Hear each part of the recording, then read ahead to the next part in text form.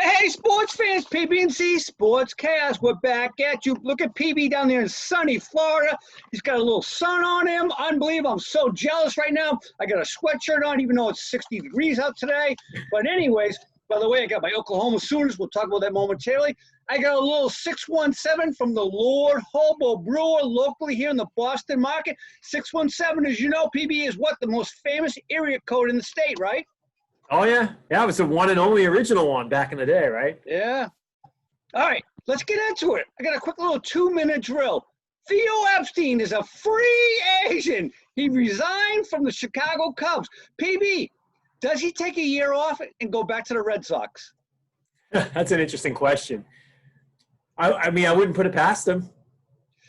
Ownership likes him. He only left because him and Larry Lucchino did not get along, and Larry's out. So, I don't know. Heim Blue, you might have one more year to prove yourself. We'll see. Dustin Johnson, we both picked him. He won the Masters. He overwhelmingly won the Masters, right?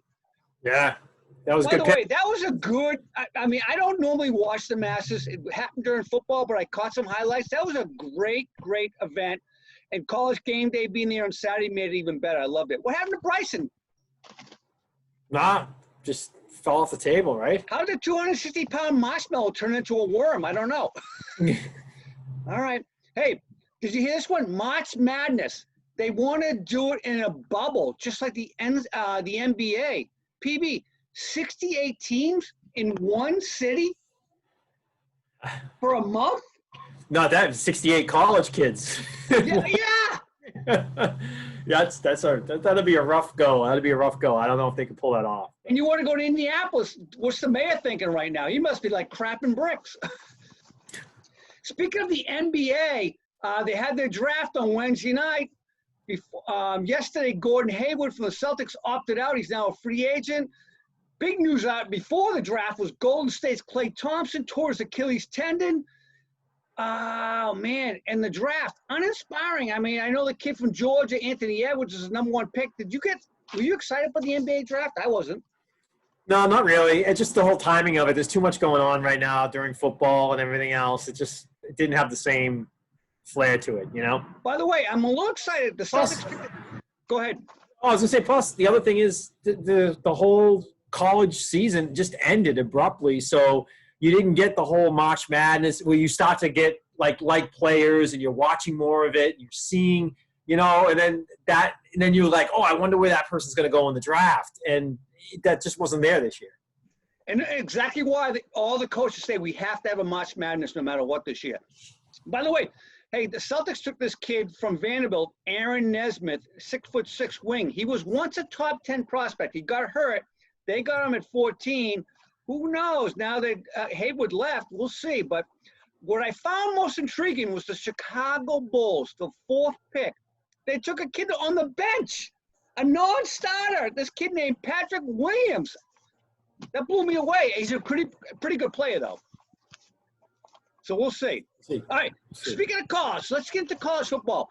PB, I don't know if you caught this last night. I know you watch the NFL all the time. I watched a lot of this game last night. Tulsa was playing against Tulane. They trailed all night long. Their first and second string quarterbacks both got knocked out. The third stringer came in. Not only did he tie the game with a Hail Mary, they win the game in overtime on a pick six. That's how many times you ever see it? I've never seen a pick six to win in overtime. Have you? Yeah, it was double overtime too, I think. Double overtime, yes, correct. By the way, these games during the midweek with the mid-majors are probably the most exciting games of the whole week, in my opinion. I don't know. All right, last week, you were 4-0 because your Fighting Irish beat my BC team by a half a point on the spread anyways. They won by 14. Good for you. Well, you still went 3-1. You still went 3-1. Not a bad week. Yes, a half a point, yes. Harbaugh, he lost again. Is he done? Is he going to be fighting before the end of the year, you think? I don't know if he'll go in the middle of the year, just with the whole everything in the Big Ten right now and the shortened season potentially and all of. I think that will keep him alive, but he definitely could be gone come next year. That program is too notable and too big to play as poorly as they're playing right now. I agree. By the way, speaking of the Big Ten, IU won again. Our friend Ricky Rick loves that. They're now number 9 in the country. Their reward is they get to play OSU. We'll pick that game in a moment, so good for them. And by the way, the MAC at night, if you, again, I'll have to say, if you missed this, you're missing a lot of great action. Kent State beat Buffalo this week. I know the score sounds lopsided, 69-24. It was a good game. But this kid, I think his name was Roberts, he's a running back. He had 300 yards, 4 touchdowns. Last year against Buffalo, he had 200 and something yards and 6 touchdowns. He has now 10 TDs and 599 yards in 2 games. That's a lot of college kids' career, right? Yeah, right. Oh, man. All right, let's get into our picks. We're going to start right away with a game that I think is a little more lopsided on the predictions than most people think. It's number 10 Wisconsin goes to Northwestern, both undefeated. It's a 7.5-point spread favoring Wisconsin. PB, a little fun fact, DYK. Wisconsin is 1-5 in the last 6 games going out to Evanston, Illinois. Who do you like in this game? Yeah, that does make it for an interesting pick. And, Vegas knows something here, putting the line at 7.5. Northwestern's won some decent games. They've beat some good opponents. They beat Maryland, who's having a pretty good year. They beat Iowa. So I'm nervous about taking them, though, for some reason. And I'm going to lay the 7.5 and take Wisconsin, just thinking that Vegas knows something here. Woo! All right. If it was 7, I'd be with you. But with 7.5, I got a funny feeling Northwestern can handle that. I'm going to take Northwestern. Okay. All right. This one's an interesting one to me. Number 21, Liberty. They're an independent. They're not in any conference. They're on a 10-game winning streak. It's the second best winning streak in the country. They go to North Carolina State. North Carolina State is favored by 3.5. I have no idea why, other than maybe no one gives any respect to an independent like Liberty. Who do you like? Yeah, so, and the line's gone up. It's actually 4.5 now, so that tells you some money is coming in on North State. So with the money coming into North Carolina State, you'd want to lean towards North Carolina State. Plus it's they're in a power conference, right? And Liberty, like you said, is independent. So everything is leaning towards North Carolina State on this. However, I don't know anything about Liberty. I haven't watched them. I can't really talk about their offense, their defense, or where their strengths or weaknesses are. What I can tell you, and this is the only thing I'm going off of, is common opponents. Liberty beat Virginia Tech in Virginia Tech. Virginia Tech beat North Carolina State. And I know A plus B doesn't always equal C in this case, but based on that, that is the reason why I'm going to take Liberty. Plus, you're giving me 3.5 points, so I'll take the 3.5 and I'll take Liberty. I'm with you. I'm taking Liberty all day long. Hugh Frazee, the coach, used to coach at Ole Miss. I think he's a damn good coach. I like Liberty. All right. Our friend Ricky Rick, his IU team is number 9. They got to go to number 2, OSU. It's 20.5. Who do you like there? Yeah, I mean, IU's playing some pretty good football, and they got a good quarterback. I like him. Ohio State, I mean, they look good. I know they're a powerhouse. They've had some sluggish first halves. 20.5 points is a lot for 2 teams that have ranked in the top 10. As a matter of fact, if we go back and look at history, has there ever been a matchup between 2 top 10 teams? Oh, a little DYK. It is the first time. It is the first time in it is? top 10 history. Yep. That the spread's been over 20 points? Correct. Wow. So, I mean, that tells you something right there. It's like, something's going to happen. Either Ohio, everyone's going to look at Ohio State and say, yeah, they're the powerhouse they are, and they deserve to be where they are, and they should contend for CFP. Or, and the slipper falls off Indiana. Or they're going to say, hey, you know what? Indiana's the real deal. Even if Indiana can keep it close. And I think with 20.5, it's just too many points for a game like this. So I'm going to go with IU. I'll take the 20.5. Ooh. I am very tempted to go with Vegas on this, but you know what? I believe IU has a legitimate team. I love that quarterback, Mike Pence or something. I forget how you pronounce his last name. I think they stay within 21 points, and they cover. I'm with you. All right, we got to go to Bedlam, Oklahoma State. I've been to Bedlam before. It is crazy. This year it's at OU. Number 14, Oklahoma State goes to Oklahoma. By the way, a little DYK. Josh, are you listening? Because I know you went to OSU. When Oklahoma State and Oklahoma both favorite, Oklahoma State is 1-6 in this game. So who do you like? It's a 7-point spread. I wish it was 7.5, but who do you like? Yeah, and you're giving me the points with OK State, right? So I'm going to go with the Cowboys in this one over the Sooners. I think there's a legitimate shot they could win this game outright. But giving me the 7 points, I'll take it all day. I want to go with you because I think they need 7.5, but I can't go against my boys. I'm taking Oklahoma. All right. All right. So we're different on 2 this week. We're different on 2. Let's see what happens. All right. All right. Hey, last night in the NFL, Seattle beat your team, the Cardinals. They were red hot after that Kyler Murray to D. Hopkins Hail Mary. We'll see what happens next week. The Pats, they upset the Ravens. You and I had no shot. We didn't even think they had a shot, right? No, we both picked the Ravens without even thinking about it. I can ask you a quick question. Let's talk about that for a moment. At 4-5, the Pats got Houston this week. They should be 500 after this week, in my mind. Do they have a shot to make the playoffs at this point in time? See, here's the tough thing. There's 9 6-team wins right now in the AFC. Yes. There's 9 teams at 6-3 or better. So there's not a lot of parity there. As a matter of fact, I don't even think there's a 5-4 team. The Patriots are the only 4-5 team. And then everyone else is down at the bottom, right? Right. The Patriots are probably the only team outside of those 9 that might introduce potential to get into that playoffs. But, I mean, with 9 6-win teams right now, you're going to need to win 10. 9's not going to get you in. Even with that 7th wild card or that 7th team getting in, a 9-win team's not going to make it. So that means the Patriots have to go 10-6, which means they only can afford to lose 1 game the whole rest of the year. Right. I don't think they can do that. I don't think they're capable of doing that. So I'm going to say no. They don't make the playoffs. I'm kind of leaning with you. It's a tough road, man. I know they'll get the 7 easily. They'll beat Houston. They'll beat the Chargers. They'll beat the Jets. After that, it's a toss-up. So we'll see. All right. Hey, speaking of the Ravens, we're going to pick that game in a moment. Lamar Jackson, you texted me early in the week and you said, Z, he never wins the Super Bowl. I can ask you why. A couple of reasons. The first of which is he's always going to have Patrick Mahommes in his world. It's going to be the same thing with a lot of the AFC teams that couldn't get past Brady. They couldn't get past the Patriots. So that's number one. Number two, he hasn't proven he can win a big game. Last year, one and done in the playoffs. The year before, one and done with the playoffs. And one of those years, I think they had a bye. So they came in and still were one and done after they got their bye. He can't throw the ball. The team hasn't really done much to improve. I don't know if they're going to try to build their offense around him. But how do you build an offense around a quarterback of his style? I just don't see that team.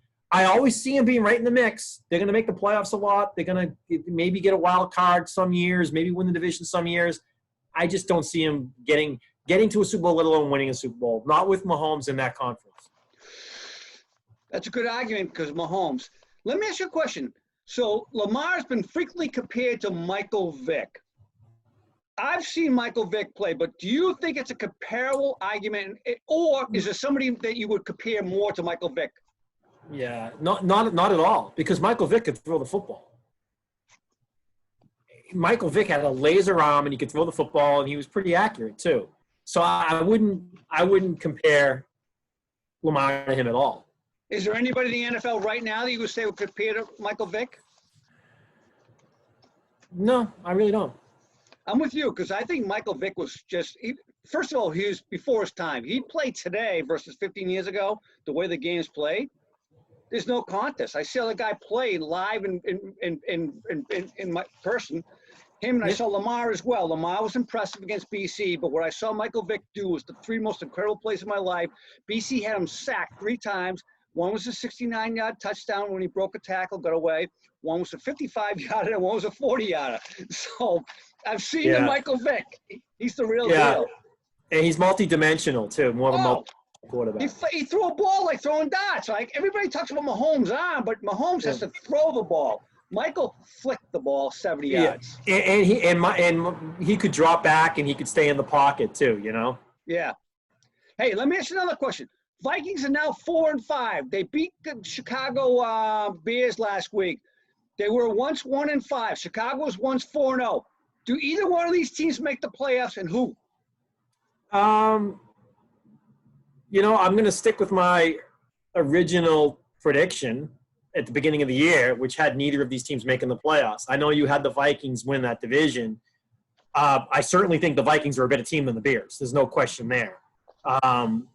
But no, I mean, the Packers are going to play with that division. And, again, there's a lot of talent out there in the NFC that's going to make it hard for either of those teams. So right now I'm going to say neither. All right. Speaking of the NFC, the East, somebody has to win it. Somebody has to win the NFC East.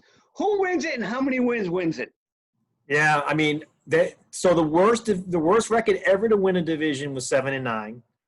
I believe it was the Seattle Seahawks. I think you're right. Yes, correct. Yeah, they won it at 7-9 one year. This could be the year that gets broken. It's going to be broken.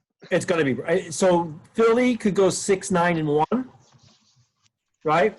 And that's how they could get in. So if Philly wins the division, they're going to win it at 6-9-1. But it's possible that they could be 5-8-1. No, 5-10-1. Yes. 5-10-1. So a 5-win team could win the division. You could see 3 5-win teams in that division, and Philly wins by half game, right? Well, no, because if they all came. Well, yeah, because they would be 5-11. The other two teams would be 5-11, and they would be 5-10-1, and they would win 5-10-1.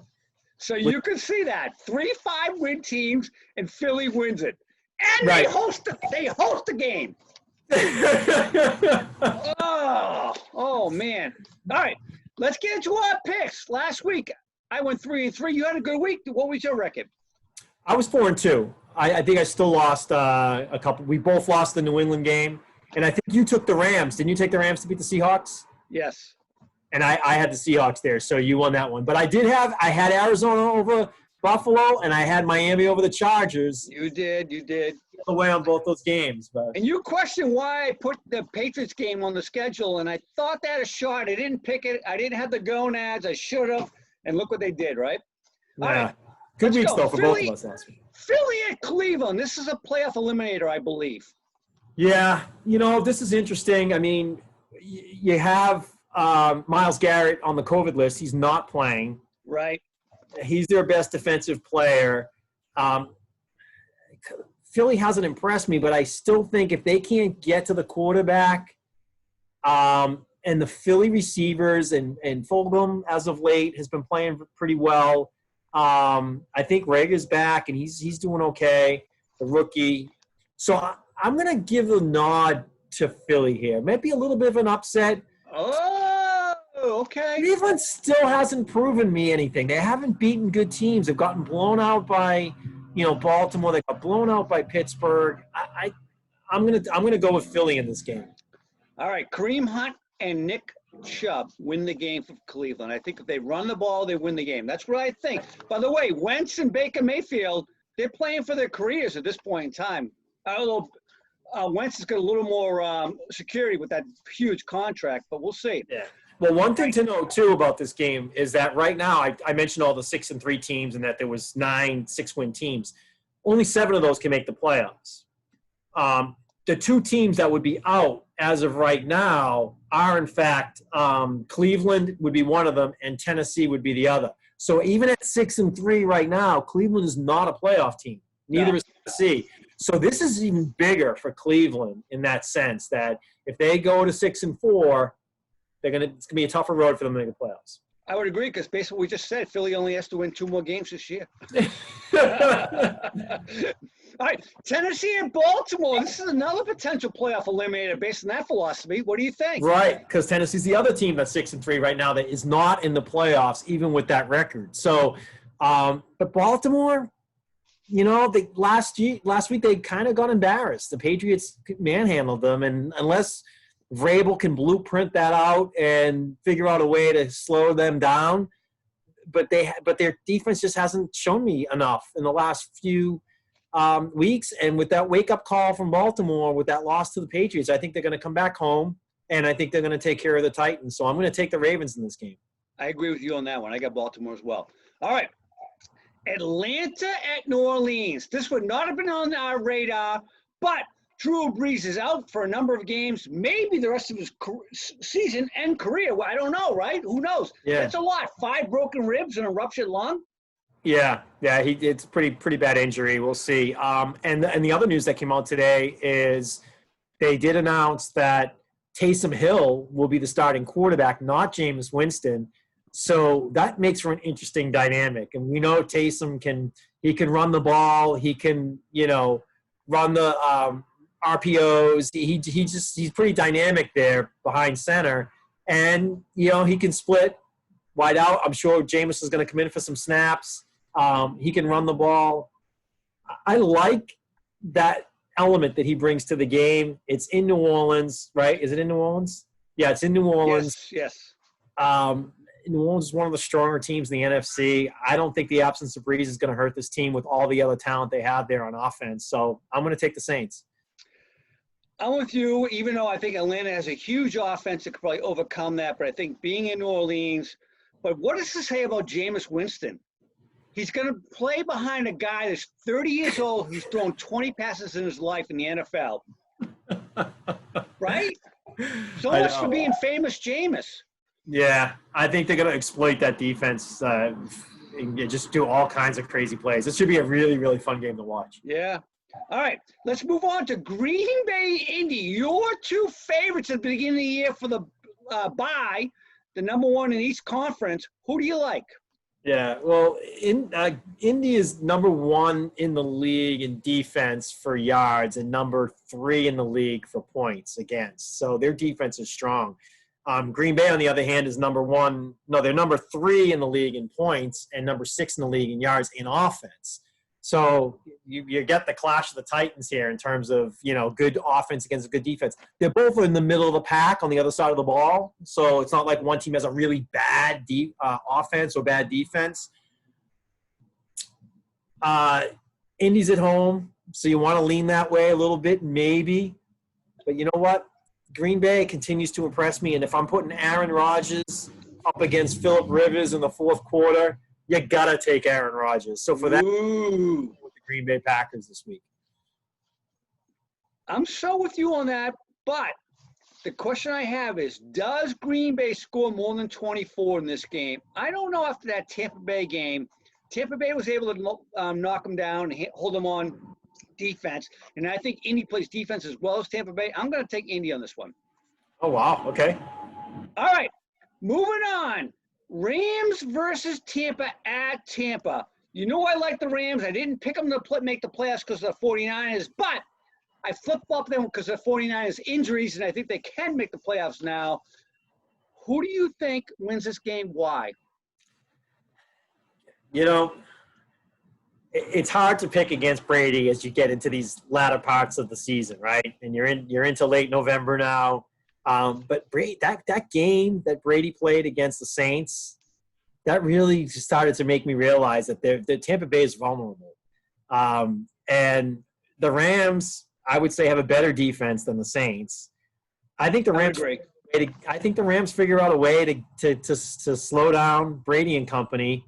And I think Tampa's going to actually figure out a way to slow down Jared Goff and company. I think this is going to be a lower scoring game than a lot of people think. It's not going to be a shootout, despite the stellar receivers on both sides of the ball. But in the end, I'm going to say Brady drops this one, and the Rams are going to beat them.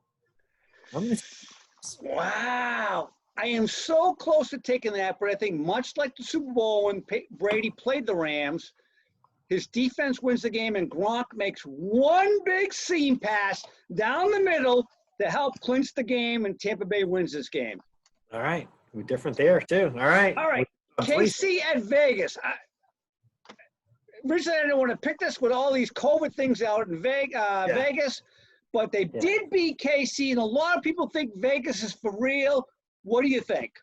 Yeah, well, I mean, the fact that Vegas already beat Kansas City is more reason why you should take Kansas City in this game, because Andy Reid and Patrick Mahommes are not going to lose 2 games to the Las Vegas Raiders in the same season. Just not going to happen. Chiefs all day long in this game. So for our boy Casey Josh, he gets a rebound. He loses against Oklahoma, but he's going to win against Vegas. The Raiders is nemesis. All right, man. Good one. I like it. Good picks this week.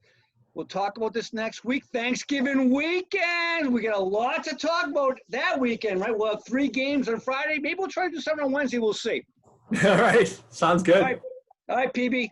Talk to you later, man. All right. Good night.